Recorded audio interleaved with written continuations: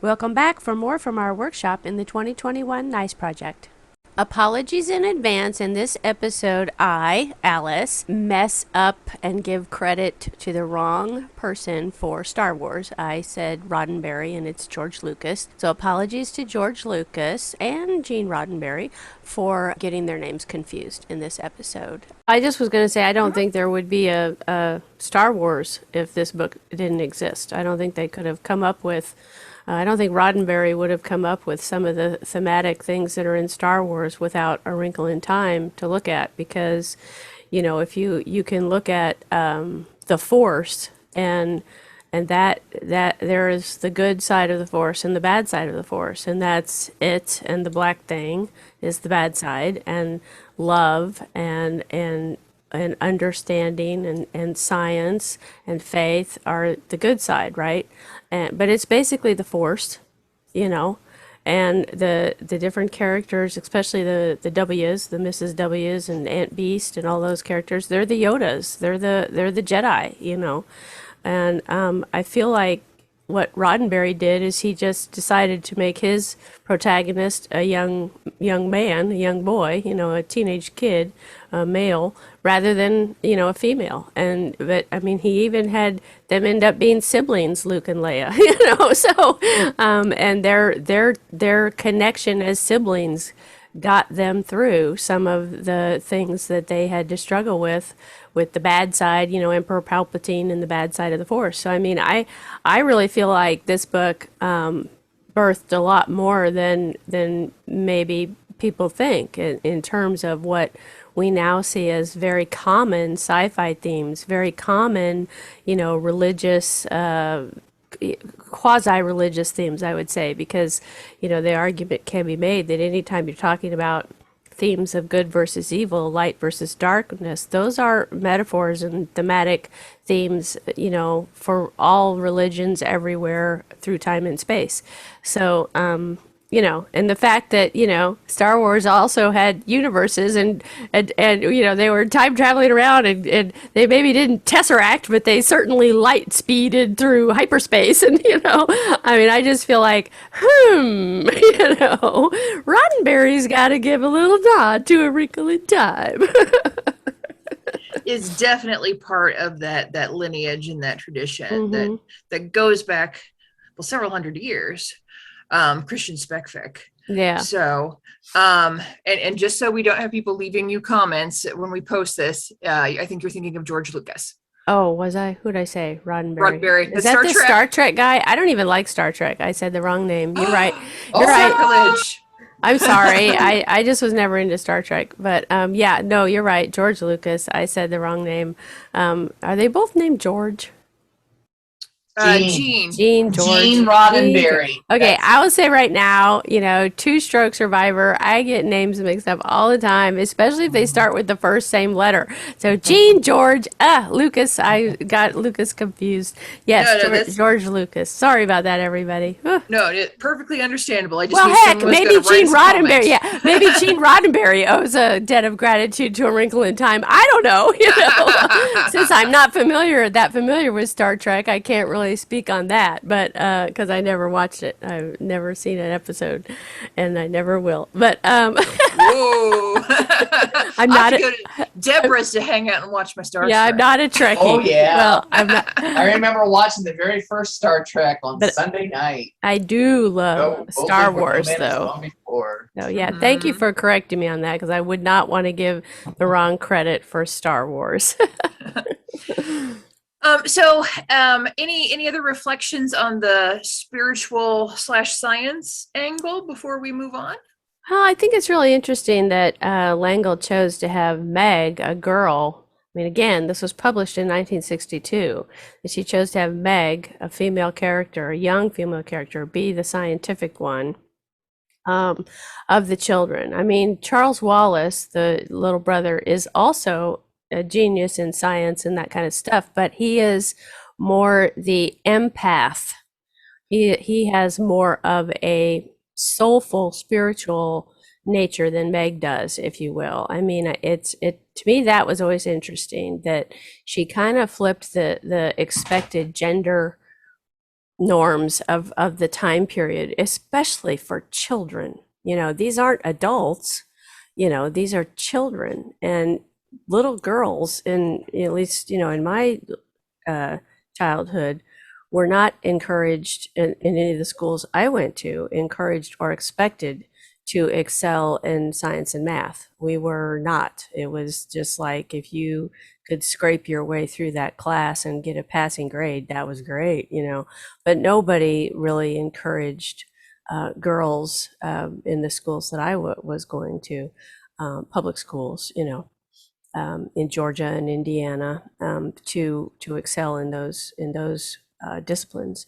And girls, as we know, are typically, you know, had been for generations thought, you know, expected to be kind and loving and obedient and, you know, spiritually minded. You know, if they were in a religious family or whatever, they were expected to be good. So it's interesting to me that L'Engle kind of flip-flopped those gender expectations. Mm-hmm. Yeah, I had that as a note to speak about later, because you're exactly right that this is a feminist novel. It is, yeah. Yeah, Meg is a great role model, and definitely was for young female readers in the 1960s, but I think continues to and be. the 70s, yeah. Yeah. I mean, she's bright, she's scientific. In the end, it is her actions that save her brother and the planet. And didn't we all want to have Calvin as a boyfriend? My word, he's perfect.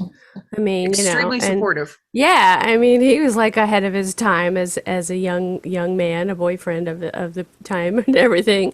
L'Engle gave him characteristics that were not common in the young male adolescent characters of the day.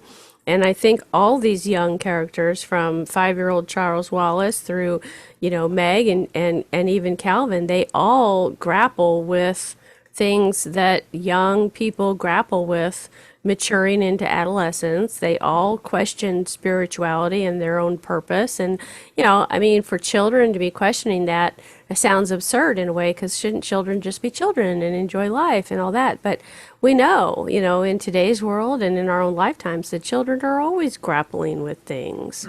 And these kids in this book grapple with all those same things within this story. You know, they're maybe metaphorical grapplings. They may not be exactly like real life, you know, for kids in any decade, but they're relatable. Like you said at the beginning, these are relatable kids who go through relatable things.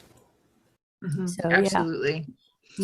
I want to leave a space for Deborah. Did you want to add any personal thoughts about this book's marriage of the spiritual and scientific?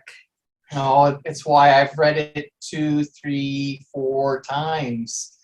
Because, like I said, every time you read it, it's a different message. It's a different where it's going to touch your soul, where it's going to touch your head, and that's why I like it. I love it that Meg gets her hands dirty. I mean, you know, as you pointed out, Alice, you know, we had our ways of being raised, and, you know, with me being the kind that ran with scissors, I loved it that Meg dared to be different, and that's so interesting. I found very inspiring. And, you know, I remember even having conversations about Meg being different, even with my daughters when they were younger, and they read it as young children, and we talked about, you know, a dirty child is a happy child, and whether it was actually dirt or the, you know, the dishevelment of adventure.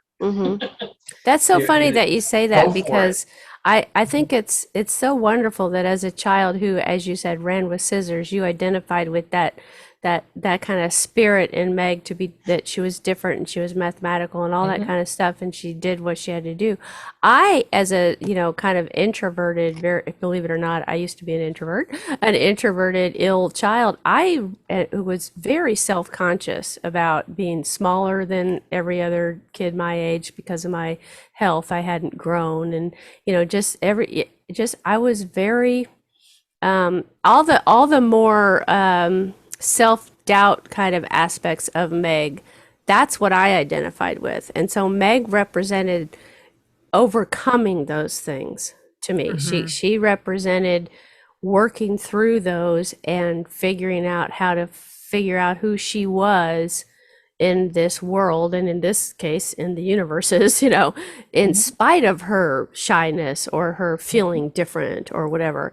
And I think this book was one I went back to over and over in my childhood because I was looking for that answer for myself. Now, I'm not saying that I found it in this book, because I think life gives you that. You find your answers in life, and that's what eventually, I'm sure I eventually cut through some things just because of life. But this was definitely one of those books that I took very personally, like you did, Deborah. You felt something about Meg and that character that was very personal to you, and I felt that way too. So I think that's very interesting. Meg gives us permission. Mhm. And that's the key of feminism, really, right? To have the permission. Definitely. Mhm. Yeah.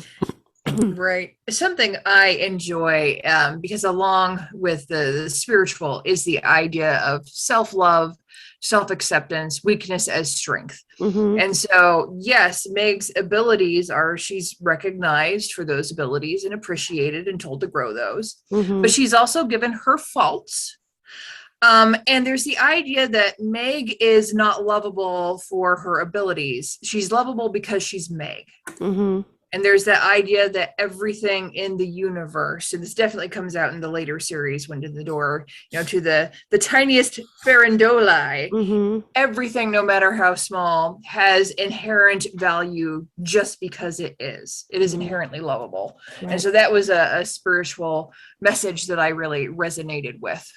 Yeah, I like that too. I feel like that's something that doesn't get talked about a lot in this book, or about this book. But I think that's such a crucial part of the message that L'Engle was, I think, really trying to get across, was that kind of acceptance, and that it's not just self-acceptance and valuing yourself. It's the message that if you want to label it God, if you want to label it eternity, the force, whatever you want to label it, that the acceptance comes from that too. That every creature, everything, every human has value.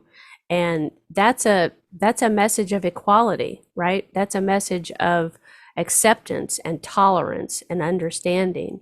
And I really admire her for her being L'Engle. I really admire her for keeping that theme in the entire quintet series of these books. I feel like as the person I am now at age 58, especially with things that are going on in the world today, just Texas, I'll just say Texas, it's so important that we have books like this to remind us that, humans have value, and every person, every person should be able to be their self in this world safely. And when we stop allowing that, that's when I feel bad things happen. And bad things happen in this book, this is not a happy space flight book. It's not like that. There's some scary stuff in here, especially for a kid to read. If you're a certain age and you read this,